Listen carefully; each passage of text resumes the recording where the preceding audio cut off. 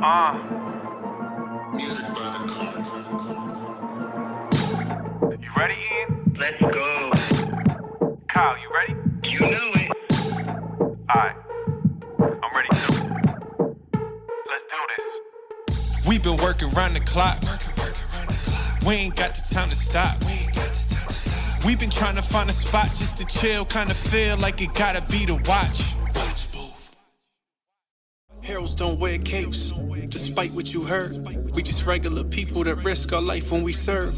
Bring some light when it's dark, give some sight when it's blurred. We lionesses and lions just trying to fight for the herd. We don't live like kings, don't get treated like queens. We just trying to survive while exceeding our means. When awake we see pain, when we asleep we hear screams. What up, what up, what up? This your boy Chris Jordan. It's your boy Ian coming at you.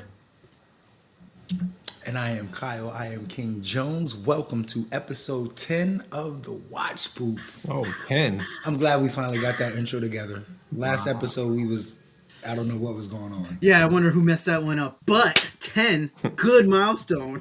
Good milestone to make. Yeah, 10, I mean, yeah. I can't say, not everybody reaches this milestone because I don't really be on podcasts like that. But I feel like this is significant for us, right? We hit 10. Like, wow, look at us. That's 10 weeks. 10 weeks. That's, yeah. Technically 11, right? Well, because we took a holiday break that 1 week, but Yeah. but yeah, I mean, we've been doing this for a 10 while. weeks. I'll take it. I want to say we've been like 80-85% pretty consistent, I'm sure I'm all over our 90, viewers 95%. I'm sure all our viewers would, agree with us that we have been pretty much consistent. More or less consistent. More or less, yeah. More or more less. with You know what I mean? Yeah. So, but yeah, what's up guys? How you been? Let's do our check-ins.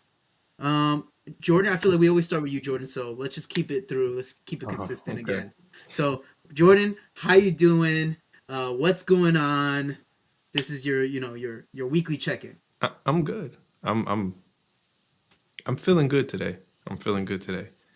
I will say we spoke in the last episode about getting up early in the morning and stuff like that. And I was saying how when I tend to wake up a little bit later, I feel like absolute shit.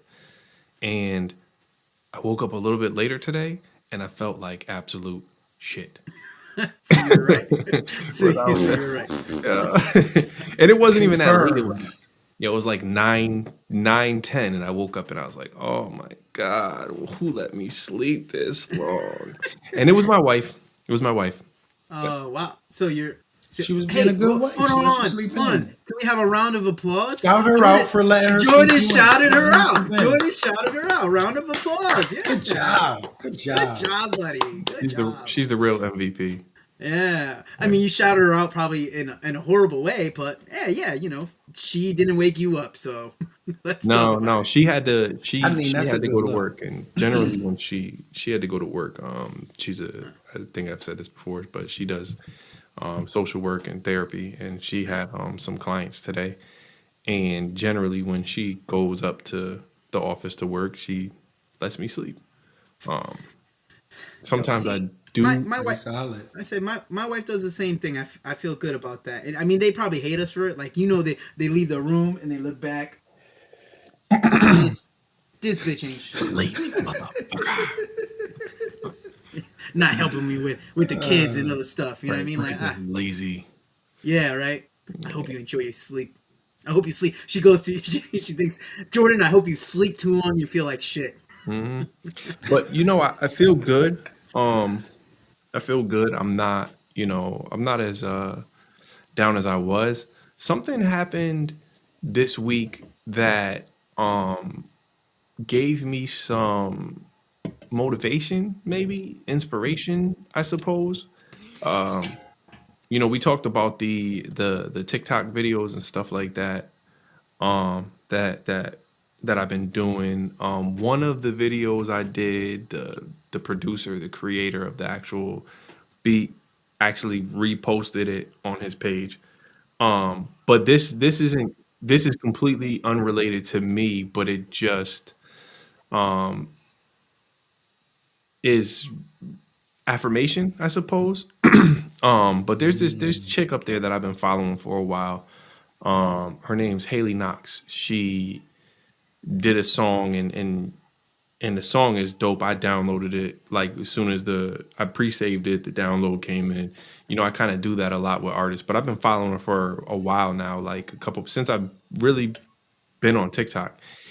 And Russ did this duet thing where he was like, duet me or whatever. He put the open verse, and she did an open verse on his track, and this dude actually released the remix to his track with her verse. And Like released it to like the streaming platforms. yeah, Oh no shit. yeah, and it's like number 4 on the R&B charts right now. Oh wow. So, Wow. and not to say What that song? What song is that? it's called, I'll tell you right now because it's queued up in my. It's called Remember, Do you remember? and That's the first thing that came to my mind. Literally, it's the Sweet. first thing that came to my mind. the song sounds nothing like it, but and I'm not gonna say that this girl was like, kind of in obscurity, right? Because she's has a decent amount of followers and stuff like that, but Russ is so. All right, sorry. Go ahead. Russ is so different. yo, I feel like for independent artists, he's the GOAT. He's the blueprint. Him and I maybe just love like I don't really listen to Russ like that, but like I just love like I'm a sucker for color, and I just love like his singles. Like you go through and they're just like colors. Like the covers for his singles yeah, are just like minimalistic, beautiful colors. It's not showing great on the Isn't there camera, a so science behind that though? There's a Probably. and science there behind there that. Like there probably in is. advertisements, certain colors have certain effects on people. yeah, Yeah, so with that probably correlates to the songs. I have no idea what these songs are about, but I just love I don't know. I love that minimal look and the colors is just I'm a sucker for it. So yeah. maybe I should give him a little more play. Yeah, he's good. He's good. He's a good artist, and I think that he's definitely a good inspiration for independent artists. You know what I mean? Right. As a way to Right. make it, and he kind of preaches like, don't give your stuff up to these labels. You know, you can do it yourself, and that to me was like one of the things that like was kind of like really like wow, Right. inspiring. You know what I'm saying? It's like, okay, if you keep, regardless if I get, a couple views, I was saying this, if I get a couple views or I get a bunch of views or whatever it is, like, just keep plugging, keep pushing, keep putting stuff out. At some point, something may hit and you never know when it's going to hit. Right. And so to me, that was just like, I think part of the reason I was feeling down and in a funk was just because like, it's very hard to be an independent artist, right? Especially in this kind of instant gratification day and age, right? Where you're looking for some kind of instant gratification all the time. It's Right. just like when you don't see things moving and you know that like I know I know that what I'm doing, I've stumbled across a gem, right? But it may take people longer to see the vision than I want them to. So sometimes that I guess that kind of could put me into a funk, and that just Right. kind of woke me out the funk. So Right. And I think like that it's got to be even more tough. I mean, to kind of like go off of what you were already saying, but like independent artists, you're by yourself, right? Like it's just you. There's not a ton of money or people, right, teams like having your back, advertisements being pushed. Like literally, you're playing every single branch of what probably a regular A&R Right. or a right, music company would do for an artist. So right. I mean, that's got to be especially challenging. The resources are there to know to know what to do. You just have to be able to utilize the resources. But I think what becomes strenuous, I guess, if you don't really have a team, and and when I say a team, I don't necessarily mean like a team that supports you or a team that, you know what I'm saying? Because I have a team of people that support me, right? But ultimately I don't have a team of people who are able to play every single role and just be there like, look, we believe in what you're doing and I'm going to provide this service until we get it to, where it needs to be. As far as like for me, right? I'm recording my songs, I'm trying to mix all my songs. Then if I'm doing a video, I'm going to be the one doing my video, shooting my video, editing the video. Then I got to post it, then I got to consistently come up with content and stuff like that. So it's really strenuous at times, you know what I mean? And it can, and as an independent artist, right, when you're not seeing results or whatever up front, it could tend to make you want to quit or feel like what you're doing is wrong. And it's moments like this that makes me see that, like, you know what, I do it for the love, not the results. Yeah. And I would say that this sounds like real cliche, but for me, I'm gonna keep doing the work because I know that what I'm doing is very important, and especially in the way of mental health. But if I had to be honest, my job is done already. Right. You know what I'm saying? I already have people who said you've changed my life. You know what I'm saying? Right. I've already had people who said, I was feeling really down or feeling really depressed, and listening to what you're doing has completely like altered my way of thinking or whatever. So essentially my job isn't done because there's always more people to be able to touch, but I think that kind of is what my goal was anyway. Right, I would say a goal. I feel like every time you hit a goal, you go to the next goal, right? Even if maybe you weren't expecting, like, you thought maybe that was the top of your goal. Like, I want to I want to create content that affects someone's life in a personal, intimate Hmm. way. Um, and maybe you were thinking like that's the top. Like, if I can achieve that, that's I'm happy. But now you've achieved it, and now you're like, well, okay, maybe I can push for more. Maybe that wasn't the ceiling. Maybe sky's the limit, as they say. So, that's cool that you get to just keep moving forward and doing what you love to do, and like still like enjoy it and have love for it, find a passion, right? Because I think that's the biggest thing is like, and the reason why we do this, right, is because we have a passion for it. We love to do what we do, so that's what keeps us going. Right. Um, so Right. that's cool that you in that place. Word. So I'm good. So how about Right. you, Kyle? How you feeling? Feeling great, actually. I had a very productive day. So, quick story. My oldest daughter decided to, I mean, she's been, testing her mom a little bit, and we've been talking, and I guess she rubbed her wrong the other day. She told her mother. Her mother was like, "Yo, I need you to clean the kitchen." She was like, "I don't feel like it." So her mother was like, "She's coming. Be ready." Have her. Here you go. So Your it's like, yeah, offspring. like, there you go. Which is good. It's cool. You know what I mean? Like, it's what I do. So we've had a very effective morning. Breakfast was made. She's learned, I had to show her how to properly clean the bathroom. She did the kitchen last night and stuff like that. And next is going to be cooking lessons. So it's cool. I got a little protege, to kind of, you know, toss some of my. However, I also realize there is a huge issue. Like at the end of the day, like with my boys, I'm good because I know everything they need to know as far as what I'm learning, what I pick up, I can transition. I don't really know how to teach her how to be a girl. So it's like just certain things about a girl that I don't have that understanding. Right. And so at this point, because she's a teenager, like there's things that I'm just like terrified, like please, no. So this will be a journey for me.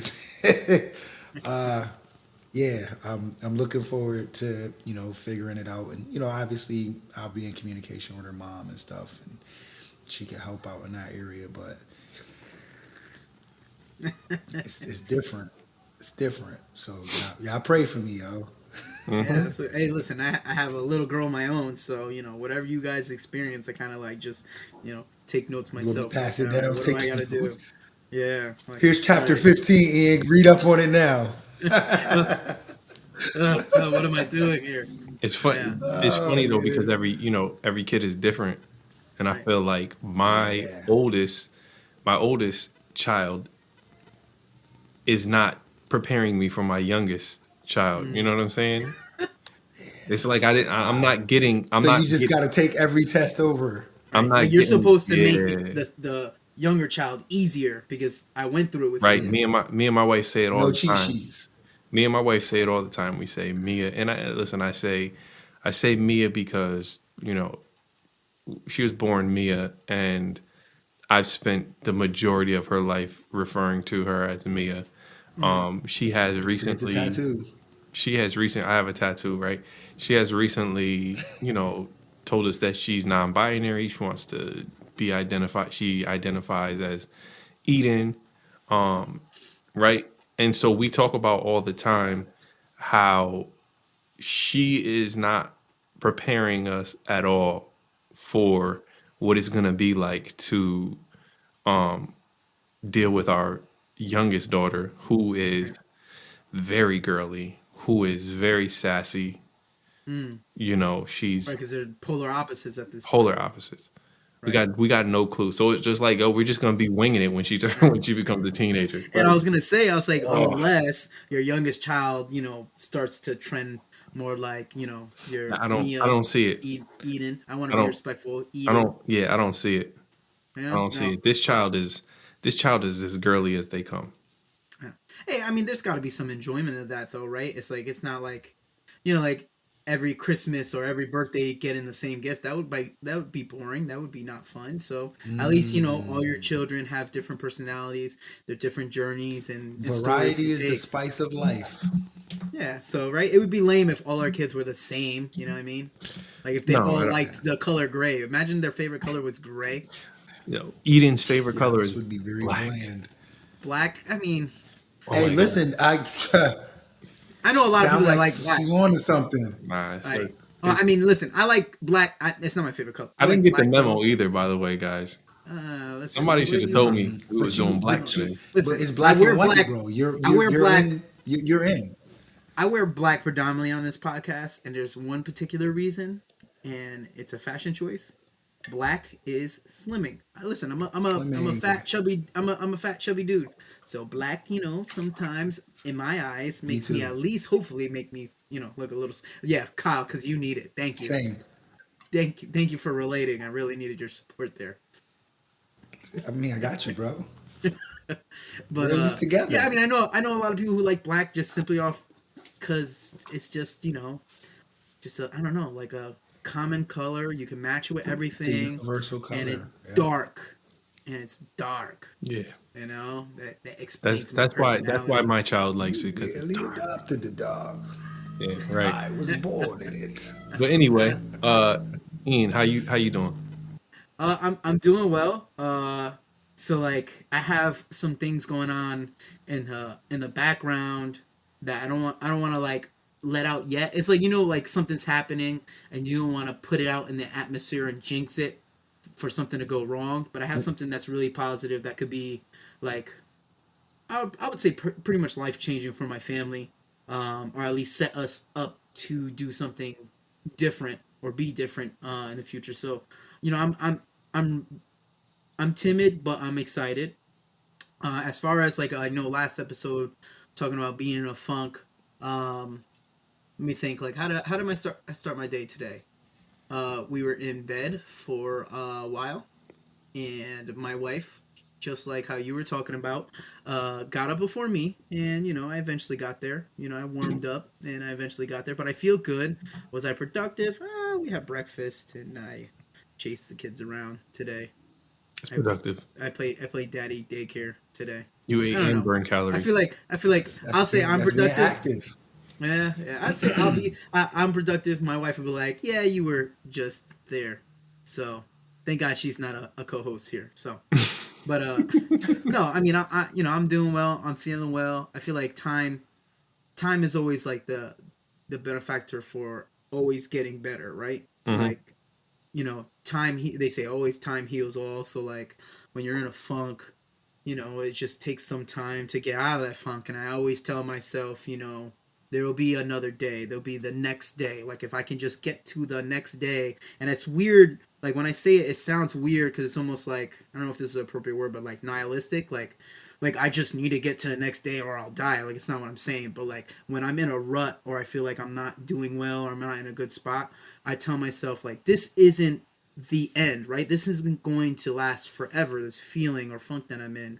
So if I can just look forward to tomorrow, tomorrow's a new day, and tomorrow will bring things that that I don't know of today. So Right. Tomorrow will take care of So itself. right. it's kind of like what McCarthy told Jordan about the shift, and you can apply that to life. Like, no good day is gonna last forever. No bad day is gonna last forever. And Right. just That's go through life knowing that, yeah, you're gonna hit some rough patches, but this too shall pass. all right. So I feel like like I'm getting out of that hole. It's slow, but I'm getting out of that hole. I'm trying to find that rhythm. I'm feeling a little bit better, maybe personally. I'm still eating like garbage and not doing the things that I should be doing, but I'm feeling better. But So you have a Little choice by and a little. chance tomorrow. what? But you got a choice and a chance tomorrow to change that. That Hell, you got a exactly. choice and a chance today. The You day ain't right. over yet. It's just started. Day it isn't over. It just Listen, started. So we had a running joke on our shift when Lugo was our driver, and Lugo would come in, he would be in the gym working out, and we would be, something would be for dinner, and he'd be like, nah, I can't. He's like, I can't do that. I'm on a diet. And then it would be something good, or sauce Sunday would come, and he would go, You my can't diet. turn down He's like, yeah, sauce. my diet starts Monday. So we always had a running joke diet, that our diet always diet was starts starting Monday. Monday. Yeah, Ah, There's God. always Monday. There's always I've been Monday. caught in that like perpetual cycle. Like it just always like, no, I'll just do better tomorrow, or Right, I'll do right, better right, Monday, like the start of the week. It's just horrible. It's right. horrible. How's that But Rocky that meme go? There is no tomorrow. that's a good impression right there. The king of impressions, of course, nails Um, another impression. I did want to go off of something Kyle was talking about. Well, it's not really what Kyle's talking about, but it made me think of something when you were talking about what you're kind of doing with your daughter now, right? And it made me think about leadership, Okay. right? Because that's technically, I mean, as parents, we are essentially leaders of little people. Yo, I didn't even think about it like that. Like, I guess as parents, we're technically leaders of little ones, right? Yeah. Yeah, I didn't even think about that. That's good. But then but then you start to think in more broader perspectives, right? Mhm. Ian, you are a lieutenant, Mm. right? So essentially, you are a leader of men, Mm. right? And then then then we kind of get into what is leadership. And it makes me think about I've been having this debate with my new lieutenant for quite some time now, right? And he says he brings up a Jocko Willink quote from his book Absolute Ownership. Who is this guy? Jocko Willink. Jocko Willing? Willink, yeah, he has his own podcast. He does a lot of Self help? yeah, inspiration, motivation stuff. Um, he has some books and stuff like that, but or no, it's extreme ownership. Okay. And he says that there's no such thing as a bad team, just a bad leader. And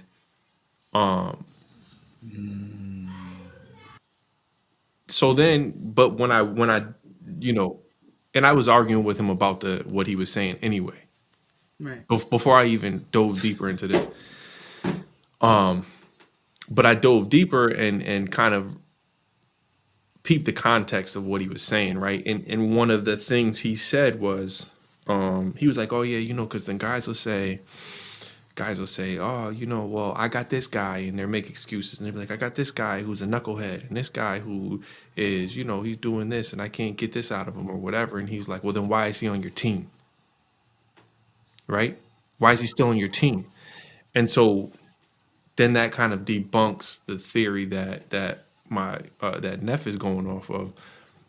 There's sometimes you can't change who your team Right. is. Right. You can't pick it. You can't always pick and choose who your team is. Right. So as a lieutenant on the fire department, you can't just say You can't pick your team. "Yo, I got this guy. He's a knucklehead. He doesn't do anything that we say. There's nothing there's no punishment that you can give him that's going to make him, change the way he is. I need him gone." Right? You can't just get rid of him because the chief is going to look at you and go, "Okay, that's cool. He's yours." You know? Yeah. Um, I mean, we all know like firsthand. You can't just get rid of people who, you know, you right. just can't get rid of people. Right. Problem child. But so then it poses the question of, for me, which was my argument, is what defines a leader, right? Is the leader the person who is assigned to be the head of whatever it is? Just say it's a football team, a team in general where you got the coach, right? You're assuming that the coach is the leader. The fire department where technically like the officer is supposed to be the leader, right? And this was what I was trying to get to him, was like, for me, I feel like the leader isn't always necessarily the person that is titled as the leader, right? And I equated it to football. And I said, how often did we hear that the only reason Tom Brady was as good as he was, only reason Tom Brady's winning all these Super Bowls and doing all this and that is because Bill Belichick. Belichick makes him, right? Yeah, Oh, it's his right. system. Anybody can slide into his system and the system's going to be great and, all this nonsense. And I think, partially that's why Tom Brady wanted to leave, right? Because he's like, I'm tired of these people comparing me, like saying that the only reason I'm good is because of this dude. Right. Well, then he leaves, and what happens? The Bucks win the Super Bowl, Off the rip. and the Patriots don't even make it to the playoffs. Well, That was crazy. If we're going off that theory, right? Right. Then that means that the Patriots should have made the Super Bowl, because no matter who you plug into that position, Right. He can figure it out. he's just a role player and a cog. Right. He's just a cog in the wheel, right? That's what I they mean, say. even this year, right? Patriots made it to the playoffs, first round exit, and they got smoked. And Demolished. their rookie quarterback made a lot of mistakes that game that ended up hurting them. Right, because the players still have to play, right? The team still has to execute whatever that leader is saying that we need to do. And Right. so my thing is, when you look at that, who really was the leader on that team? Was it Bill Belichick or was it Brady? In terms of the fire department, right? Is the lieutenant or the captain always necessarily the leader? Or is it a senior guy on that shift? Or maybe not even a senior guy, but is it a senior guy on that shift that is really what's making that wheel turn? Right, and I think that's a good point because a leader, I think a leader can be separate from, like, say, a decision maker, right? Right. And I mean, we're using sports analogy, so I'll just keep going on that. That's why all these teams designate several captains, players who are captains on their team, because those are the supposed or picked leaders of the team, guys that can corral everyone as a group, get them motivated, focused, and lead the team forward. That doesn't necessarily come from the coach, the GM, or the owner. But the coach, GM, and owner make obviously a lot of major decisions that impact the team itself. So, I kind of guess. I kind of get where Neff is coming from, and I think this is like the perspective, and I somewhat agree with both ideologies here, because he's looking at it in a perspective like if I'm the leader, right, or if I'm the lieutenant, if I think I'm the leader, and I guess that's the questionable part about everything. If you think you're the leader and you think it's this way, maybe you're not the leader. That's something else to reconsider. But if you're the leader, right, and you're thinking, there's no such thing as a bad team, only a bad leader, it's because that particular leader is taking a lot of self ownership for the things that happen on the shift. So for him, he's thinking, if there's a bad player on my team, it's because I've allowed it to be that, because I couldn't help change them, motivate them, inspire them to be a good part of the team, which I understand, and that kind of makes sense. However, in the reality of everything, I mean, you could still run into a bad player on a team. Like, that's just how life rolls. I think the most important part of being a leader is trying to figure out how you can still be successful with pieces or people and players that may not have the same value or skill to apply like everyone else, right? Right. That's the meaningful part of being a leader. Right. So, I mean, I understand what Neff is coming from. I do see it as, I don't know. I guess I'm someone in the middle. And Jordan, I've had this conversation with you where I've owned, like, when certain people have messed up or uh, maybe didn't succeed in the way I thought they would succeed. I took a lot of ownership for that. Right. As the officer, as the supposed leader of the shift. And I remember there being times that I told you that there's certain things that, like, that's not on you. Right. Right. And So I even though you take that, and I know that that's how you feel, a lot of times it's not on you, because when you have multiple layers, right, of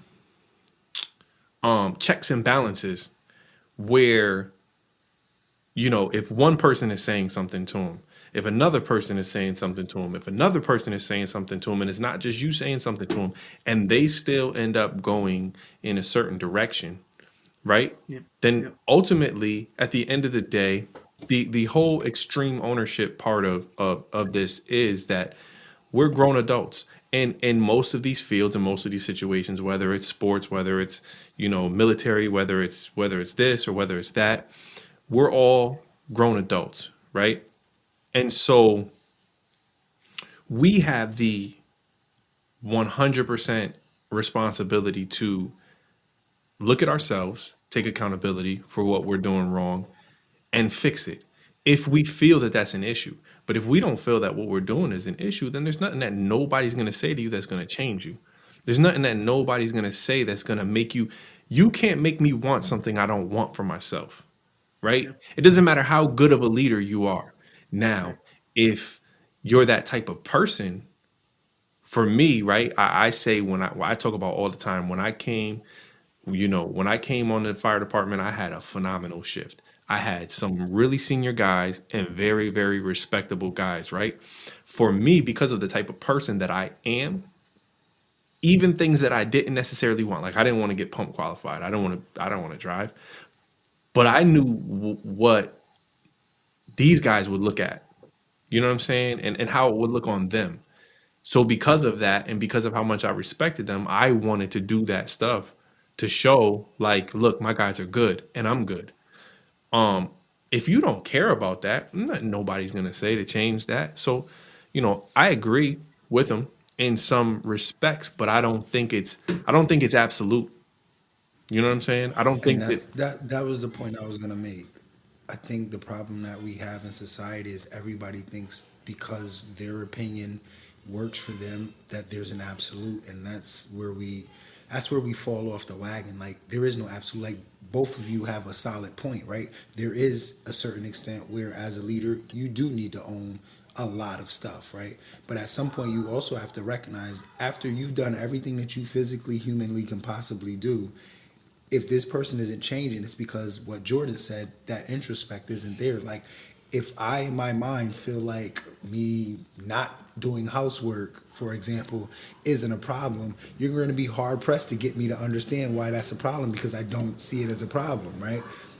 Everyone can complain, right? And that's when you have to decide, like, I might not be able to help this guy.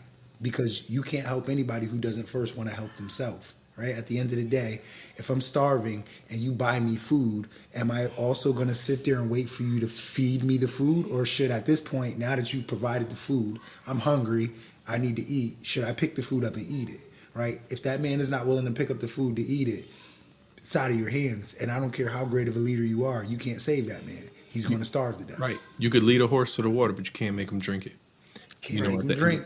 So with all that being said, then how do you guys, and I say this because obviously I'm in a lieutenant role, but I do understand, like, lead, just because I'm in a supervisor role doesn't necessarily mean I'm the leader of the shift, right? But that being said, what do you, or how do you guys define what being a leader is, or what a leader looks like, right? What do you expect to see as a out of a leader, say on your team, and are do you guys consider yourselves leaders in in that own respect? Jordan, I'll go with you. Um, I think that it's a very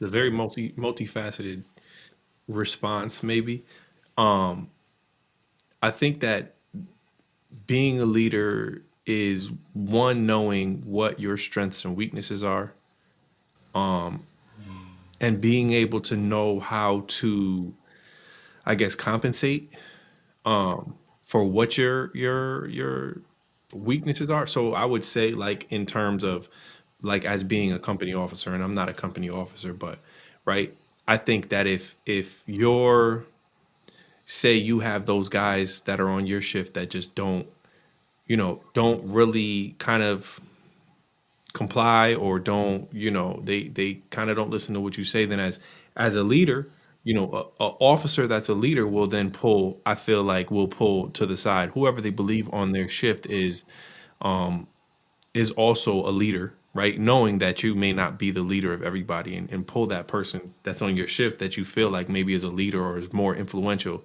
and try to get them on board to get the whole team to buy into the system. Like, look, this is what I'm trying to do. This is what I'm trying to accomplish. What are your thoughts and feelings on that? And hey, do you think you can help me get so and so or this person or that person on board? Because this is where I want to move, right? As far as what our shift looks like, or what our team looks like, or what our, you know what I mean? That is a way to, in my mind, to be a leader without having to assert your dominance, I guess, I suppose. And that, like, look at me, I'm the leader, so you got to listen to what I'm saying.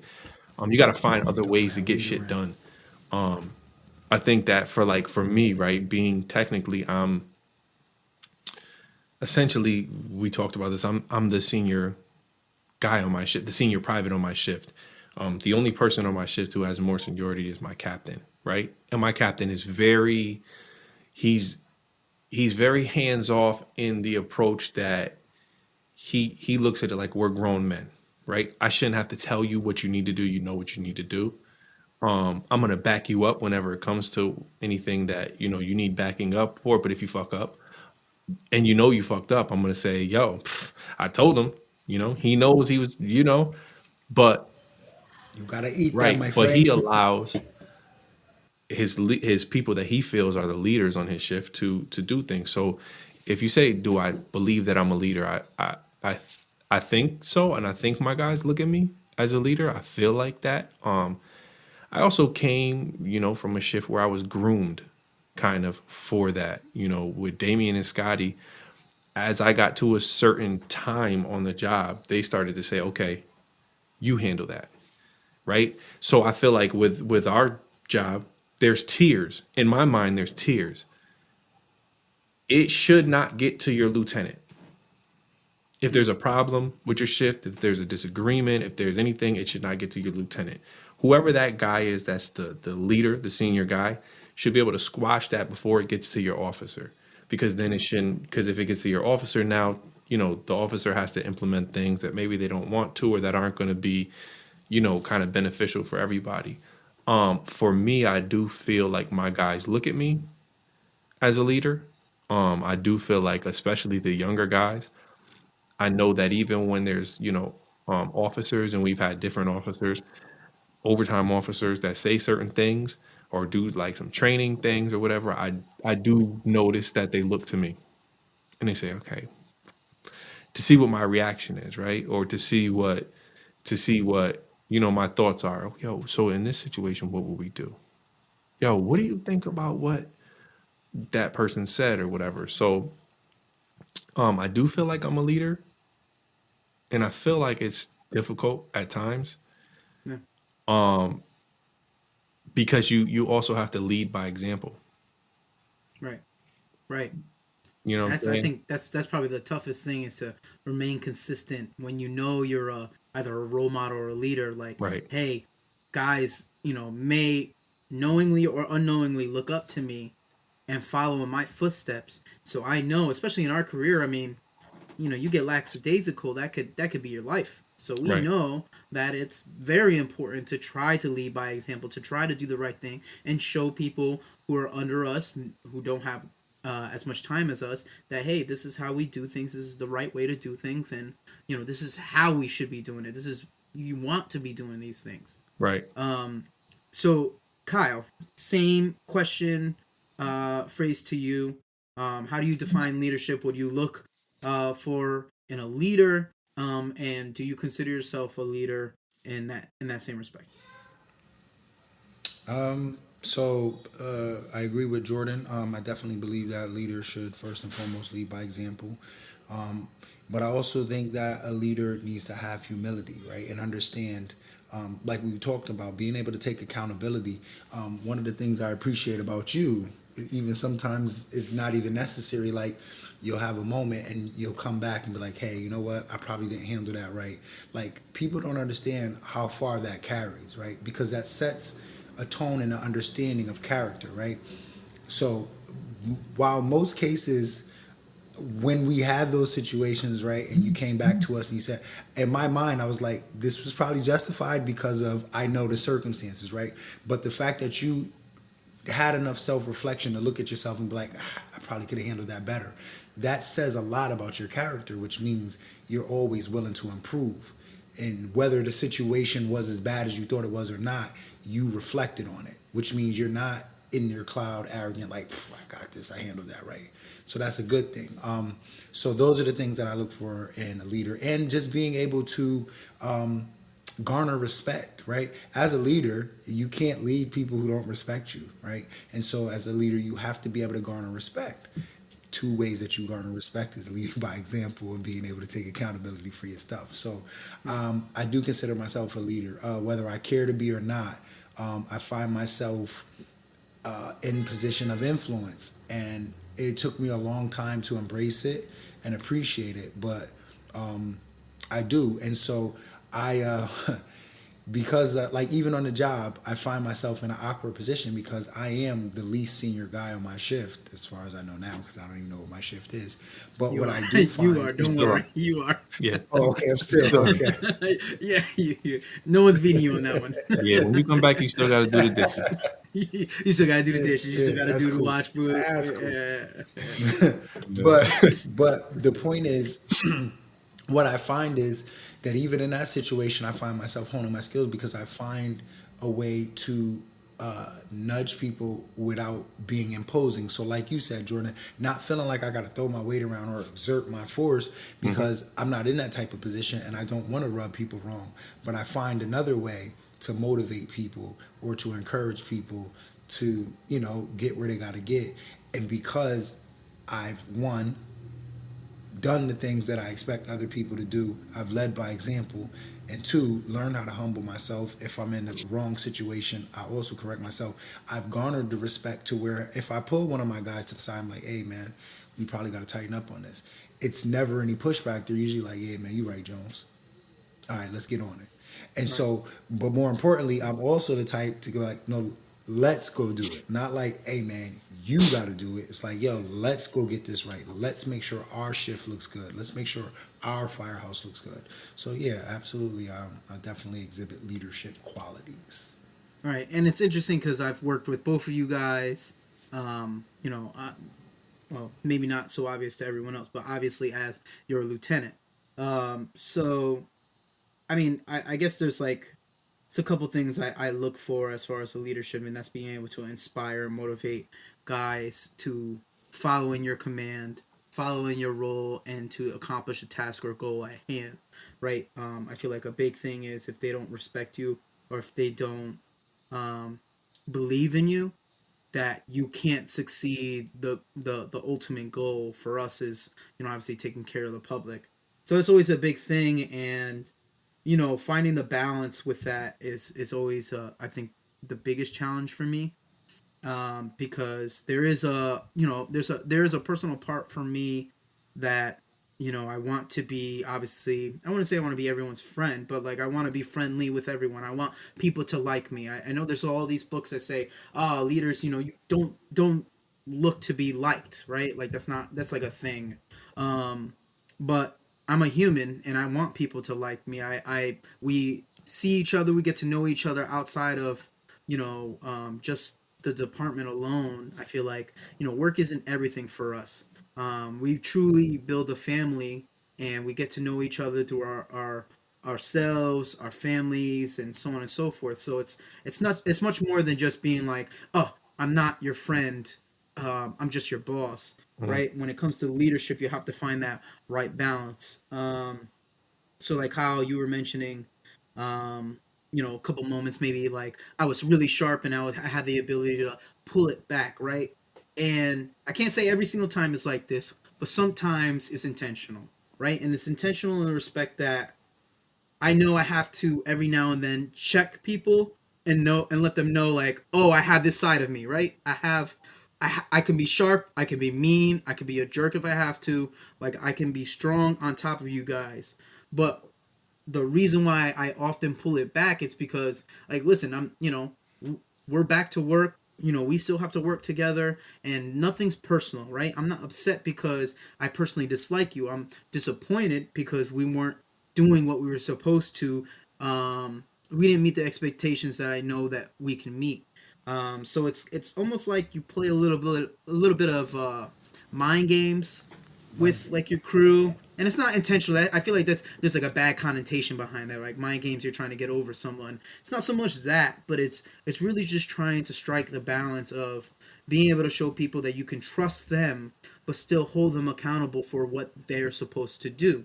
And Jordan said it as well, leading by example, right? So I've had some phenomenal leaders um, in the past for my career. And Jordan, you spoke about how Scotty and Driz were, really really good for you, instrumental for you.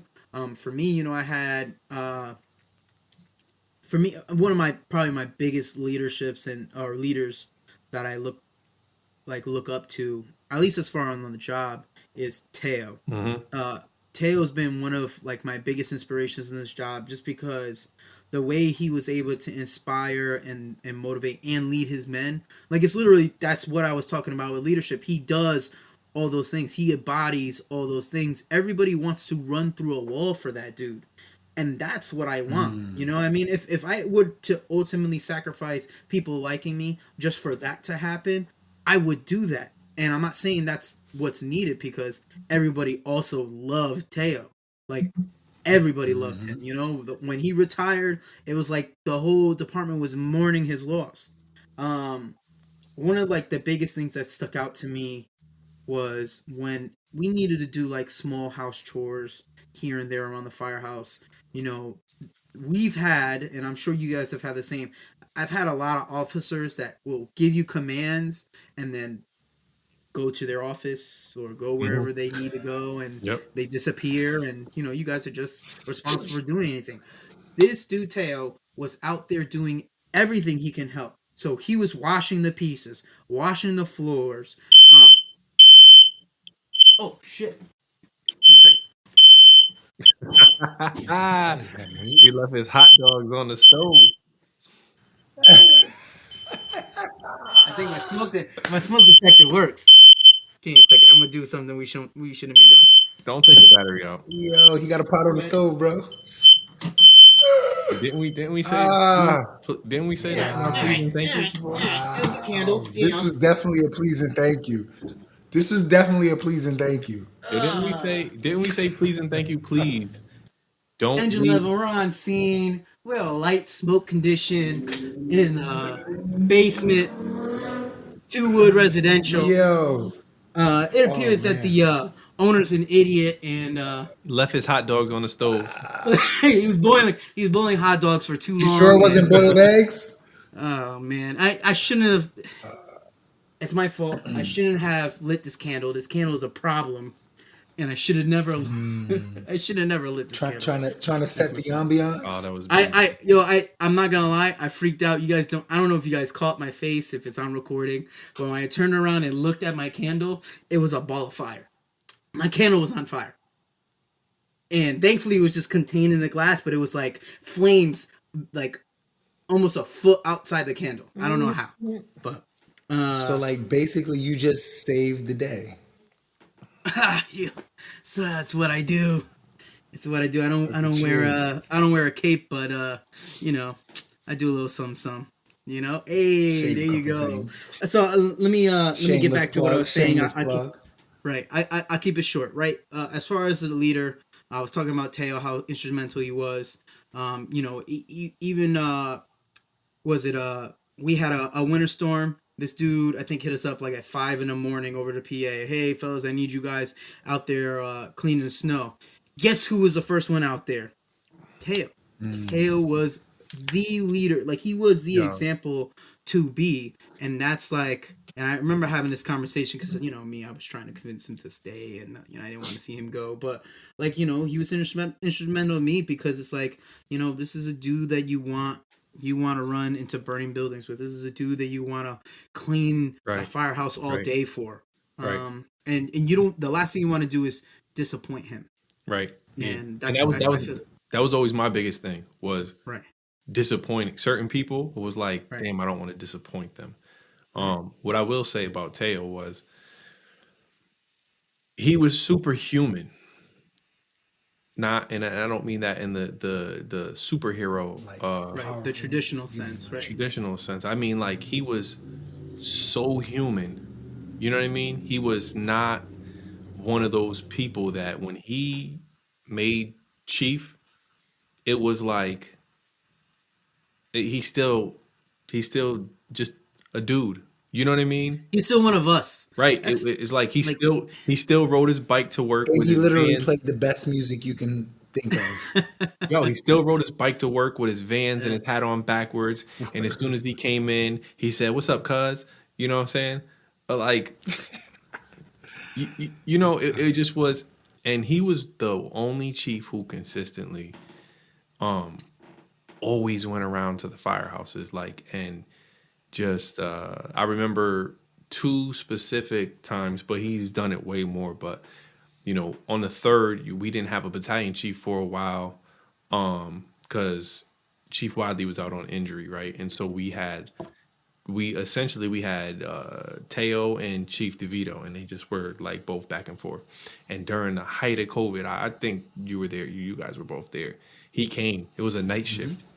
He called us out to the apparatus floor. Like I thought we were about to get in trouble. Like what did we do? We did something wrong. And he was like, "Yeah, man, I just I just wanted to thank you guys." He was like, "I see you guys out here working. You're going through this. This is crazy. It's like we've never seen anything like this in the history of the fire department. And I know that people don't tell you enough, like they appreciate you. But I just want you guys to know, like I appreciate you." That was it. yeah. Yeah. And then he came by, and I was on Thanksgiving, obviously, right? Ordered to stay, and I'm at Sixes, and he came by. And he was like, "Yeah, man, I just want to tell you guys, like, I see you guys, you're working hard. This last few years has been real tough for the department. Like, I see you." And then we went right afterwards. We went to the Hill House Cross football game, and we were over there, and he was right out there, just hanging out, just, and that was the thing. It was like, he was reachable. If you needed to say something, like you could say it, and you didn't have to worry about, oh my God, it's a chief. There's a chief here, and am I going to be dressed the right way, or am I going to say the right thing, or am I going to do the right thing? It just was like, I think that Chief on deck. right. There was none of that. You wanted to salute him because you know what I'm saying, and he was going to be like, Because you respected him. right. He was like, guys, whatever. You know, Yo, and I'm gonna take this moment to be real, man. It's just like, you know what it really comes down to, I think, in my head is that, you know, as he climbed the ranks, he never forgot. I feel like it's so cliche to say, but he never forgot where he came from, right? He right, never, right, you know, ultimately he retired as a battalion chief. He never like let that get to his head. right, The power of having authority over everyone, right, really, essentially. Whole Um, battalion. like he always like acted like he could be one of us, and he totally understands where we're coming from. And I wish, and this is use this as maybe as my own PSA. I'll take the heat, whatever. But like I wish our current leadership would look at the effects from this guy, from this man, and why he's so beloved. It's not because we hate them so much. It's because we love this dude so much. We love him so much because he is one of us, and he always took care of us. He always considered how we feel and what positions we're in, and always could relate to us somewhat in that regards. And but he, I mean, he always knew that he had a responsibility for his job, but because he built that rapport, we were always willing to meet his expectations or go above. right, Whereas, you know, we have leadership on this job that they just think, you know, once they accept that position or once they're in that position, it's like, I'm gonna make the rules. I'm gonna say what needs to be done, and you just have to follow it blindly, regardless of anything else. They take a lot of the personality, the emotion, and the human element out of things, and it fractures the chain of command, right? Like it makes them, it feels like they're in a palace way up high, and we're literally on the bottom, like as like peons, yeah, and that they think we're nothing at the end of the day. And I don't understand, a lot of these guys in leadership came from where we came from, and they did either the same things that we did or worse. You know what I mean? You think these dudes would be the first people to relate to us and be like, you know, I understand what you're going through. I understand what you're thinking there. Let me help you make that connection, and let's move forward. Let's be successful together. But they don't. They don't care about the well being, the mental status, um, whether someone's successful or not. They don't care about any of that. It's like once they accept those positions, they've got the power, and now it's about what can I do with this power. And it's a real unfortunate thing because, I mean, obviously we're still reeling from May, but really we have to ask and step back, what has this you know, our morale's down from all that. What has his leadership done to really affect change and to change, to reverse course from this morale? Barely any of them In came by. reverse. Barely any of them came by. Right. I mean, I don't know. It's just there's such a disconnect.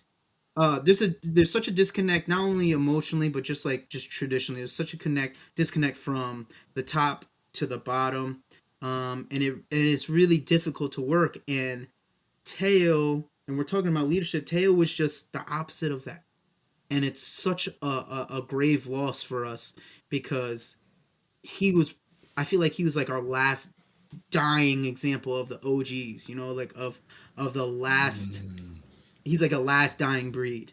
And you know, his presence is going to be missed. I hope us, you know, that we're able to be and be around and see what he did. I hope we can, you know, manifest that and be that same example he was for everyone else. But I'm gonna be honest, man. Those are huge shoes to fill, and we have a huge challenge going forward, for the I rest of our said like Trump, careers huge. and for this department. I will So say, that McCarthy did go by Christmas Eve, all the firehouses. most recently, but I don't mean to nitpick. I don't mean to nitpick, but like I hadn't seen that man since May. I don't, you know, and take that for what it is. I know he's been instrumental in helping the family, um, and he's been dealing with his own challenges as well that I can't understand. Right? There's a lot of things they deal with on a day to day basis that maybe we don't see and understand. But I'm sorry, and it's hard because I'm shooting from down below because I don't understand what's going up there. But it's hard for me to understand or to believe that they've done everything they can to improve morale. And I'm saying this as a leader, like I have my own shift and I do everything I can every day to make sure we maintain morale. We want to come to work. We look forward to coming to work and that we, at the end of the day, accomplish our goal. And I feel like our shift, even though it's changed so much, at the end of the day, we bust our butts and we get what needs to get done. You know what I mean? Like at the end of the day, we can be lazy or lackadaisical in certain things, maybe not as motivated as certain things. But guess what? At the end of the day, we're getting the job done, and we're happy. And we're happy. I don't know. I feel like they're I think putting the same amount of effort? yeah, I think I'm it's not just sure. I think it's just one of those things that is difficult to, like you said, it's difficult to see from the bottom. Yeah. We don't know what's going on at the top, you know, and so it's just going to be a little bit more difficult to see. And obviously, when you have such an exceptional um, leader like Teo, so it's sometimes it's I feel like it's sometimes it's unfair to compare um, people to him. Yeah, I mean It he's is. unique. He's a unique talent. He's a once It's in a lifetime unfair. person. It's unfair to compare, you know. Right. But So I wanna quickly segue. I'm sure you were looking to do the same mhm. as we run over the hour mark. Um, as we reach overtime. Um, let's go into our hero of the day. Okay. And now, it's time for our hero of the day. Brought to you by the good folks at the Watch Booth. So we've spoken about this story for a while, and I've been looking forward to this moment so I can hopefully not butcher his name, but probably end up butchering his name. We had this gentleman called Nihad Ibrahimovic, and he's a delivery driver over in Hartford. And the opening line, I find this so funny with these stories because Jordan, this is literally like everything you embody as far as your project. But the opening story or the opening line is in the movies, a superhero can come to your rescue at a moment of disaster. Like like we're talking about every day. Our main goal of hero of the day is finding everyday people that do extraordinary things. So the story here is that um, Nihad Ibrahimovic was driving in Hartford, working his job as a delivery man. Actually, he was delivering meals to the elderly when he saw a car ahead of him flip over on the ice, and smoke began to come out of the wreck. So he immediately called 911, which is huge because sometimes people get so caught up in the moment they forget to call 911. So, he called 911 right, immediately, ran to the crash, and in the car were a woman and her two children. It sounds like the kids were one of the kids were 1 years old, and the other one was maybe 5 to 6. And everyone was alert, and he was able to just assist them get out of the car. So it sounds like at the end of the day, they were able to leave the car with minor injuries. Um, but he was able to get to the car before 911 was able to arrive at the scene and make sure that they were okay. And his story is it's just so interesting because he's an immigrant, right? He's from Bosnia, so he's not even from this country.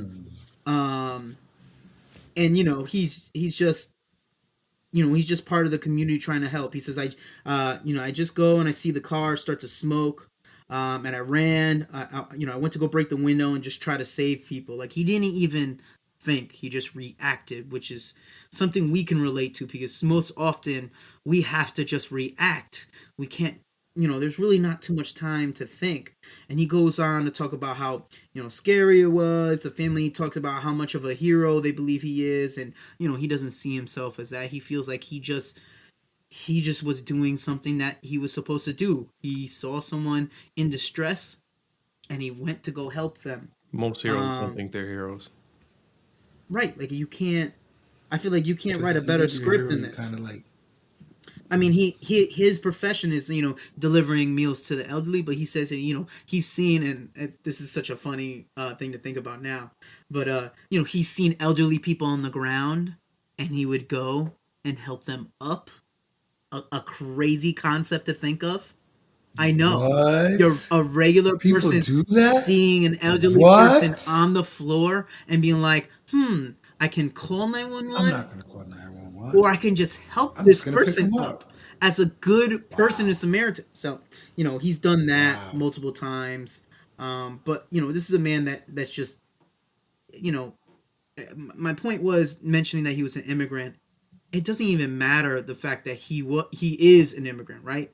He's not from here. The culture is probably different. Maybe we don't relate or we don't speak the same type of English. But this man saw another human or humans in trouble, jump to the case to go help them. Jordan, it looks like you're ready. Can we give this man a round of applause?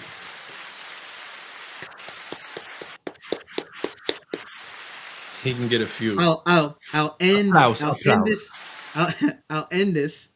His quote literally is, "It's just our job. We do it every day. We help people. It's not a big deal. We help people every day." Nice. I mean, that's My I God. mean, Hero like, of the day. hero of the day. I can't relate to that more than Doesn't when he get said more it. He said it heroic than perfect. that. Right. Right. So Right. That's a beautiful hero. perfect segue to my please and thank you. Woo. Since that was about a car accident, Yeah. NBA. this is not necessarily it is from us first responders to the public, but it's also from the public to the public. Yeah. When you see an accident on the highway, please stop rubbernecking. Thank you.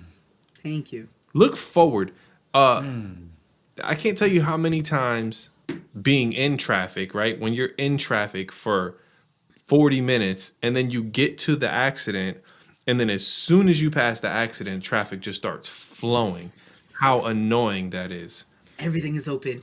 But it's also very Like, why annoying. were we even held? Right. It's also very annoying being on the other side of the Jersey barrier and trying to work and do whatever it is you need to do to mitigate this incident, and seeing all these cars stopping, piling up traffic. And what does this do? This ends up causing more accidents. More accidents. There's Yeah, no I mean, it's Good for you. there's no reason for you to look at if you can't just glance at it as you're driving by and go, "Ooh, wow, that's crazy," and just keep going. There's no reason for you to stop and be like, "Oh my god." Oh, because now everybody wants to have the exclusive video. So Right. they gotta Oh Right. my. There's They like gotta film it. now you can get paid for Stop so they can rubbernecking. post it. recording all this So they stuff. post it. I mean, If you're not social gonna, media. if you're not about to be like my man Ibrahimovic and get out the car and go help, then just keep going.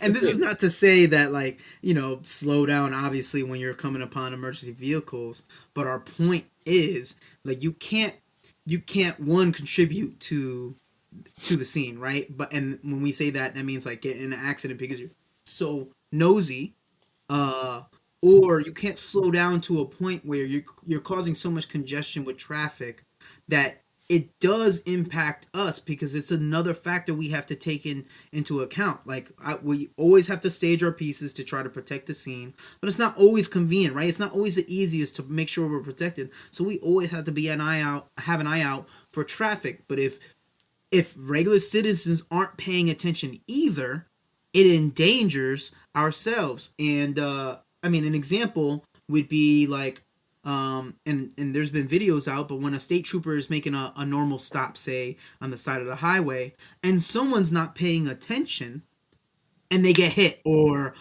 there's a close call. You know what I mean? Like, these are the things that we're talking about that can impact the safety for not only us, but for the person that we're trying to assist at that moment. Yep. So please, if you see an accident, whether it's on the city streets, Keep the it pushing. highway, wherever, yeah, I get it. You No can take a look, take a peek. Usually I have my wife take a peek, and I'm like, yo, what it look like? But you know, like if you can safely just keep moving to keep on going wherever you need to go. Right, unless you have a Tesla that could just drive itself and you can like, keep Yeah, pushing. those I hear those Tesla things are pretty cool. They drive yourself around Keep and pushing. yeah. Thank It's you. But they pretty lose to Dodgers. pushing. That's I feel like that's pushing Pete, right? That's pushing Pete. Yeah. That's definitely pushing I Pete. can't say it. My nephews told me I'm not allowed to say pushing P no more. 'Cause Oh, we're too old for that? yeah, I'm an old head. Well, anyways, P. guys, fellas, everyone that's been listening, thank you for another successful episode of the Watch Booth. This has been one of your hosts, Ian. Jordan. Kyle. Word, we got there. All right. Thank you again for listening.